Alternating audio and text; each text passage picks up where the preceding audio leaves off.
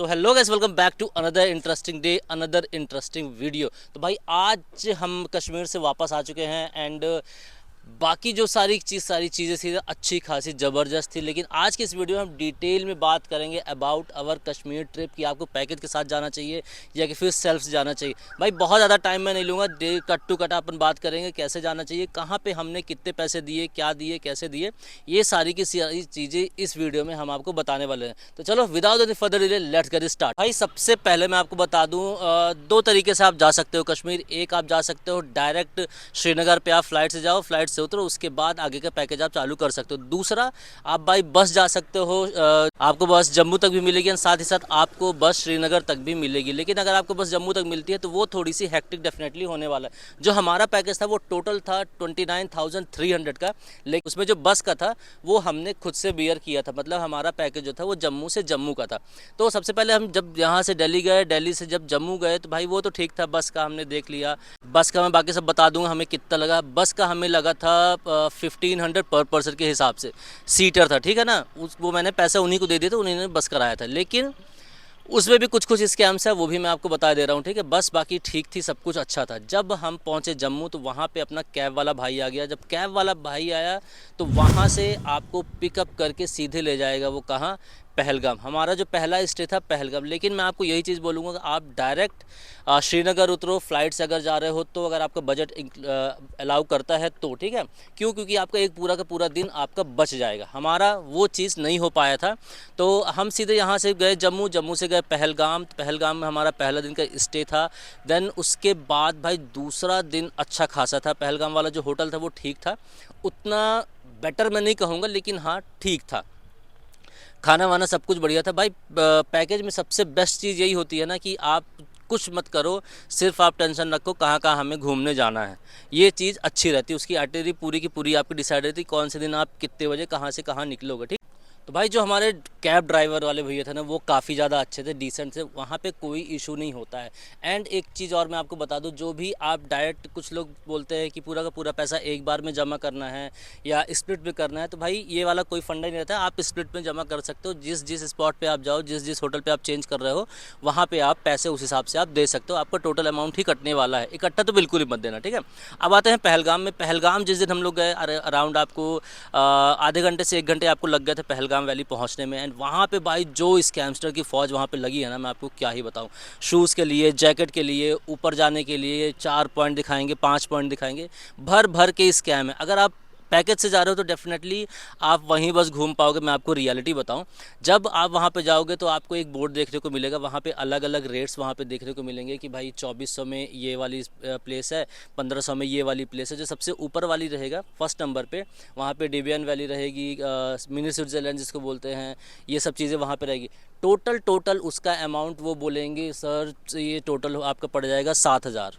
फिर आप और उससे निगोशिएट करोगे, वो आपको ओवरऑल पड़ जाएगा 2,800, 3,000 में वो आपको पड़ेगा, ठीक है। लेकिन इसमें भी आप नेगोशिएशन कर सकते हो भाई, रास्ता यही है।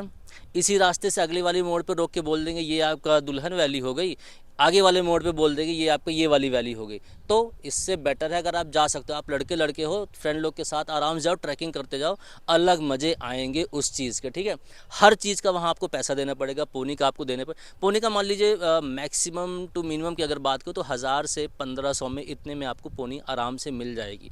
लेकिन आप अगर इसी में नेगोशिएशन करते हो ना, 600, 700, 800 में भी आपका काम हो जाने वाला है, जैसे हमने किया था, ठीक है। हमारा ओवरऑल कॉस्ट 2 पर्सन का वहाँ पे करीब करीब 2400-2600 रुपये ऐसे लगा था। वो भी मेरे को महंगा थोड़ी सी लगा, मान लीजिए 2800 रुपये लगा था, वही मेरे को थोड़ी सी महंगा लग रहा था। हाँ, हमने वहाँ पे शूज़ और जैकेट्स वगैरह नहीं लिए थे।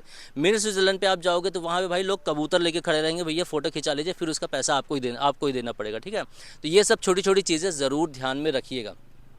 वहाँ पे आप 4 पॉइंट लीजिएगा। अगर वो पॉइंट की बात मत करो, आप सीधे बोल देना मेरे को ऊपर ले जाओ, जहाँ हम बोले वहाँ पे खड़े कर देना। अच्छे अच्छे पॉइंट है, आप खुद से उतरो, वहीं पे आप फोटो वगैरह करा, फिर उसके बाद फिर आप चले जाओ सीधे मिनी स्विट्ज़रलैंड वाली जगह पे, ठीक है। जगह बहुत खूबसूरत है, डेफिनेटली वहाँ पे आप जाइएगा। क्या बताइए यहाँ का आप? डाबियन स्टॉप। ओके। इधर महाराजा हरी सिंह ने एक तीर से 2 शिकार, हिरन का शिकार और शेर का शिकार। एक तीर से? हाँ, हैंड प्ले डाबियन। ओके। शेर। चलो फोन बाहर लाओ, फोटो उठाओ।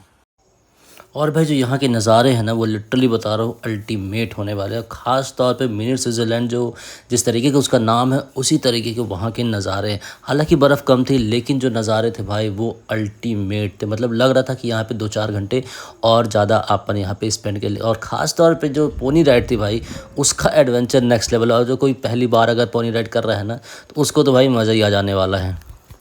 तो भाई अब जो नेक्स्ट डे था वहाँ पे हमें जाना था सीधे श्रीनगर डल लेक पे, ठीक है। वहाँ का हमारा स्टे था।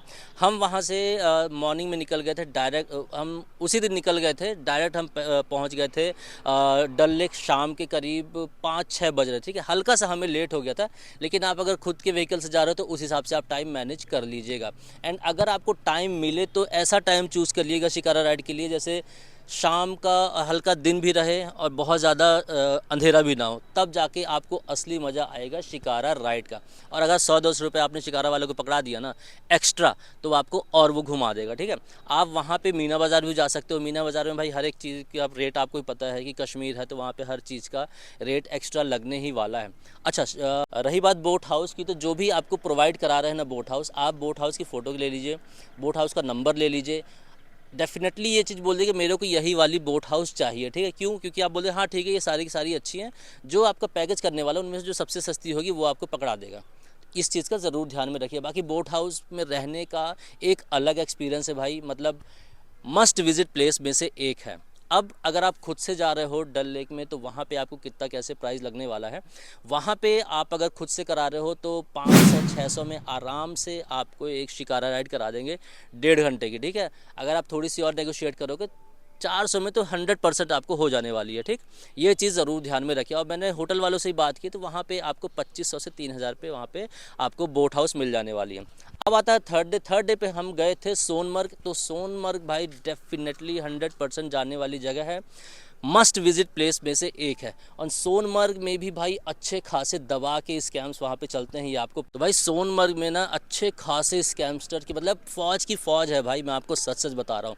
वहाँ पे भी आपको स्नो बाइक का पैसा लगेगा, वहाँ पे भी आपको बूट का पैसा लगेगा, जैकेट्स का पैसा लगेगा, ये सारी की सारी चीज़ें हैं। हाँ, सबका स्टार्टअप आपको होगा 7,000-8,000 से ही, आपके ऊपर डिपेंड है आप कितना नेगोशिएट उनको कर लोगे। शूज़ और जैकेट का मैं आपको बता दूँ सिर्फ़ और सिर्फ 150 रुपये पर चीज़ का, ठीक है। मतलब शूज़ का 150, जैकेट का 150, ऐसे हो जाएगा आपका 300। अगर आप और नेगोशिएट कर सकते हो तो कभी कभी 100 रुपीज़ में भी मिल सकते हैं, डिपेंड करता है सीज़न के ऊपर, ठीक।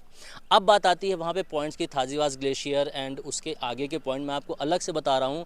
थाजीवास ग्लेशियर तक आपका सिर्फ और सिर्फ पोनी जाती है या कि फिर आपके स्लज वाले जाते हैं। जो स्नो बाइक वाले हैं वो बिल्कुल भी नहीं जाते। इस चीज़ का ज़रूर ध्यान रखिए क्योंकि वो पहले बोलेंगे जाएंगे, फिर उसके बाद वहाँ तक जाके आपको उतार देंगे। वहाँ पे आप जाओ आराम से, स्नो बाइक का और स्लज का दोनों का पैसा मिला के आप 1000 टू 1500 पर पर्सन आप कर दो। वो आपको ज़रूर 3000-4000 3800 तक तो आराम से ही बोलें, कितना भी आप उनको तोड़ोगे वो नहीं होंगे, लेकिन लास्ट में वो मान जाएंगे भाई 2000-3000 तक में आराम से मान जाएंगे। लेकिन मेरा मानना है वहाँ पे आप स्नोमोबाइल बिल्कुल भी मत करिए। क्यों? मुश्किल से 2-2.5 किलोमीटर वो चलेंगे, 2-2.5 किलोमीटर के बाद आपको उतार देंगे, बोले भैया इससे आगे स्नो बाइक जाती ही नहीं है, तो कोई मतलब नहीं है। वही पैसा आप बचा लो अपना जो गुलमर्ग है, गुलमर्ग में स्नोमोबाइल करने के लिए। तो भाई अपन बात कर रहे थे गुलमर्ग की गंडोला टिकट की। तो हमारी जो टिकट थी भाई वो थी फर्स्ट फेज़ बस की, क्योंकि सारे के सारे स्लॉट्स बंद हो चुके थे। वो हमें पड़ी थी around 900 rupees for each person, वो 2 लोग थे उस हिसाब से। लेकिन आप कभी भी अगर कश्मीर या गंडोला आप कर रहे हो तो पहले से आप टिकट बुक करा लो। स्कैमस्टर के चक्कर में बिल्कुल मत करो। कुछ बोलेंगे भाई आप यहाँ पे आओ मैं आपको टिकट करा दूंगा, वो आपको डबल ट्रिपल रेट में देंगे। दूसरी चीज़, तत्काल में भी वहाँ पे टिकट आपको मिल जाती है। तो लेकिन तत्काल में भाई आपको पता किसी भी चीज़ को तत्काल में जो आप लेते हो ना तो वो आपको महंगी पड़ती है, प्लस बहुत ही हेक्टिक होता है। क्यों? लाइन में लगना पड़ेगा, क्योंकि तत्काल वहीं के काउंटर से ही आपको मिल पाएगा, बाकी कहीं से नहीं मिलेगा। तो ये चीज़ ज़रूर ध्यान में रखिएगा। और भाई अगर आप गंडोला राइड पे जा रहे हो तो मेक श्योर जितना जल्दी हो सके उतना जल्दी आप वहाँ पे पहुँचिए, अदरवाइज़ अच्छी खासी भीड़ का आपको सामना करना पड़ सकता है। लिटरली बता रहा हूँ, कम से कम आपके 2 से 3 घंटे वहीं पे चले जाने वाले हैं बिना मतलब के।